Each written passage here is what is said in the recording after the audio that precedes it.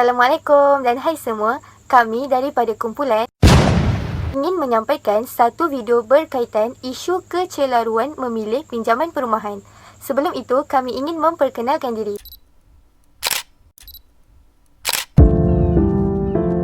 Ya Allah, peningnya kepala. Kenapa tu Izzatul? Nak beli rumah tapi tak tahu macam mana nak buat pinjaman. Mudah je tu. Ya ke? Macam mana caranya? Samalah. Sebab Aini fikir tahun depan nak buat pinjaman untuk beli rumah. Okey, sebelum tu kita kena tahu apa itu maksud konsep pinjaman perumahan. Konsep pinjaman perumahan mempunyai dua sumber iaitu konvensional dan juga Islam. Maksud bagi konsep pinjaman perumahan mengikut Islam ialah pinjaman ihsan yang tiada faedah dan keuntungan. Manakala konsep pinjaman perumahan mengikut konsep konvensional ialah pihak bank akan meluluskan pinjaman kepada peminjam untuk mendapatkan keuntungan melalui faedah yang dikenakan ke atas jumlah prinsipal tersebut. Okey, faham tak semua? Tapi apa jenis-jenis pembiayaan perumahan secara Islamik dan pinjaman secara konvensional? Yang pertama adalah abal bitamal ajil, lebih dikenali sebagai jualan harga tertangguh. Yang kedua ialah musyarakah mutanakisah. Musyarakah mutanakisah merupakan satu kontrak musyarakah yang dibentuk dan ditentukan perpindahan hak milik dari suatu pihak kepada pihak yang lain hingga berakhir dengan pemilikan sepenuhnya pihak yang menerima pindahan hak milik. Tiga ialah murabahah. Murabahah merupakan satu kontrak jual beli yang berasaskan kepada prinsip tawaruk. Yang keempat ialah ijarah. Ijarah bermaksud pemilik bermanfaat dengan bayaran pertukaran, yakni iwat, di mana iwat tersebut boleh berlaku dalam bentuk ayan iaitu aset dan dayan iaitu hutang atau manfaat. Bagaimana pula dengan jenis-jenis pinjaman konvensional? Pinjaman perumahan konvensional merupakan sebahagian besar daripada jumlah keseluruhan pinjaman atau ianya dikenali sebagai amalan riba. Produk pembiayaan secara Islam pada dasarnya pastilah berbeza dengan produk pinjaman konvensional seperti muharabah, bai bisamanin ajil dan musyarakah mutanakisah. Walaupun pinjaman konvensional adalah berdasarkan kepada konsep pinjaman, terdapat beberapa perbezaan antara pembiayaan konvensional dengan pembiayaan Islam.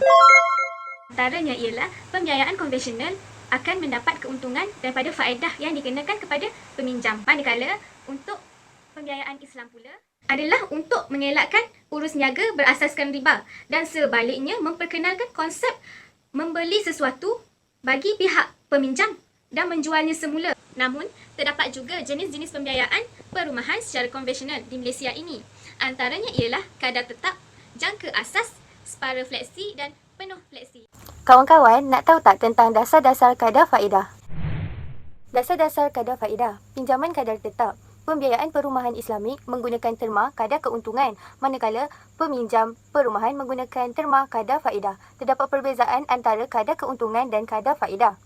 Dalam kewangan konvensional, pemberi pinjaman akan memberi pinjaman kepada peminjam untuk memperoleh keuntungan daripada caj faedah yang dikenakan ke atas jumlah prinsipal.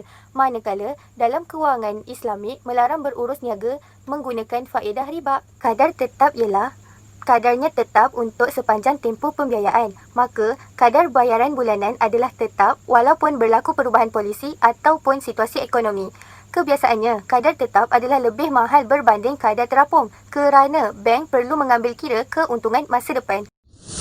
Pinjaman separa fleksi ini merupakan kategori pinjaman yang memberi pilihan kepada para peminjam untuk membuat lebihan bayaran bagi mengurangkan kadar bunga tanpa memerlukan kebenaran daripada pihak bank itu sendiri. Okey, yang last kali yang saya nak terangkan ialah pembayaran pinjaman perumahan secara fleksi penuh.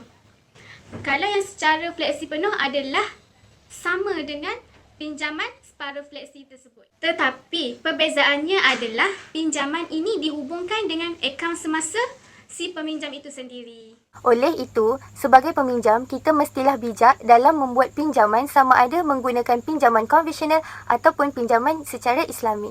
Tapi, untuk kaedah pembayaran kedua-dua pinjaman ini macam mana ya? Untuk pengetahuan anda, kaedah pembayaran konvensional dan pembiayaan Islami adalah berbeza. Dalam pembiayaan konvensional, pihak bank ataupun pemberi pinjaman memberi pinjaman kepada peminjam untuk mendapatkan keuntungan daripada faedah-faedah yang dikenakan ke atas jumlah prinsipal. Jumlah faedah yang perlu dibayar bergantung kepada 3 perkara, iaitu cara peminjam membayar jumlah prinsipal, kadar faedah yang ditentukan oleh pihak bank dan masa pembayaran pinjaman bulanan. Biasanya, insurans dan caj faedah turut termasuk dalam bayaran bulanan. Manakala, bagi pembiayaan Islamik pula, mereka mengelakkan urus niaga yang berasaskan riba dan sebaliknya, memperkenalkan konsep membeli sesuatu bagi pihak peminjam dan menjualnya semula kepada peminjam dengan kadar keuntungan yang telah dipersetujui bersama. Tapi korang jangan lupa sebab setiap perkara ada kelebihan dan juga kekurangannya. Tak kisahlah pinjaman secara Islamik ke ataupun secara konvensional. Aini setuju. Jatul boleh terangkan? Oh boleh. Antara kelebihan pembiayaan perumahan secara Islamik ialah yang pertama lebih berunsurkan kepada perkongsian. Sebagai contoh, jika terdapat pembangunan terbengkalai, maka pihak bank akan berkongsi risiko dengan peminjam. Yang kedua, peminjam dapat menikmati duty stamp sebanyak 20% bagi dokumen-dokumen perjanjian. Dan yang ketiga, keuntungan yang dicaj adalah berdasarkan prinsipal yang belum dijelaskan sahaja tanpa melibatkan unsur kompaun. Manakala kekurangannya ialah yang pertama, penstrukturan semula yang melibatkan kos tambahan, konsep penyelesaian awal yang tidak wujud. Dan yang terakhir, kos guaman yang jauh lebih tinggi berbanding pinjaman secara konvensional. Kalau kita nak cakap kelebihan pinjaman secara konvensional adalah yang pertama, kadar asas yang boleh diubah mengikut pasaran yang wujud tanpa sebarang shilling. Dan yang terakhir, caj tambahan yang telah ditetapkan, pembayaran lewat dan perkara-perkara lain yang telah jelas dinyatakan dalam kontrak. Dan kelemahan dalam pinjaman secara konvensional yang pertama, segala risiko adalah tanggungan peminjam sendiri. Yang kedua, peminjam terpaksa membayar ansuran yang tinggi disebabkan kadar faedah yang melambung tinggi. Yang ketiga, kesan tak akru ke atas peminjam adalah tidak terhad. Perkara ini membawa kepada penindasan kepada peminjam. Denda akan dikenakan kepada peminjam jika ingin keluar daripada perjanjian. Kita kena betul-betul faham dan jangan tersilap langkah. Aini dah faham apa yang semua terangkan. Macam ni kan? Sebabkan terlalu banyak pilihan pinjaman, kita tidak perlu runsing kerana sebagai rakyat Malaysia yang berkriteria khusus, kita ditawarkan dengan inisiatif skim pinjaman perumahan oleh pihak kerajaan yang patuh syariah. Antaranya, skim rumah pertamaku I yang berkonsepkan tawaruk ditawarkan kepada pekerja sektor awam dan swasta yang berpendapatan kasar tidak melebihi RM5,000 sebulan bagi peminjam perseorangan. Pembeli rumah bakal memperolehi pembiayaan sebanyak 110% tanpa perlu membayar wang pendahuluan sebanyak 10%. Kita boleh membuat pinjaman di bank yang terlibat, antaranya FN Islamic Bank Berhad di bawah produk FN Skim Rumah Pertamaku I. Ada pelbagai jenis pinjaman perumahan sama ada secara konvensional atau Islamik yang membuatkan kita keliru untuk membuat pinjaman. Jelasnya, pinjaman konvensional memiliki unsur riba al-qardu iaitu sebarang manfaat tambahan yang disyaratkan ke atas pemberian jumlah pinjaman pokok. Jadi, kita wajib memilih pembiayaan perumahan secara Islamik yang bebas daripada unsur riba berdasarkan beberapa konsep yang telah dijelaskan. Hal ini kerana Allah Subhanahu Wa Taala berfirman di dalam surah Al-Baqarah ayat ke-275. A'udzubillahi minasyaitonirrajim. Wa ahallallahu al-bai'a wa harrama riba. Yang bermaksud, padahal Allah telah menghalalkan berjual beli dan mengharamkan riba. Leganya dah tak pening kepala dah nak buat pinjaman lepas ni. Terima kasih semua. Sekian. Wabillahi taufiq wal hidayah.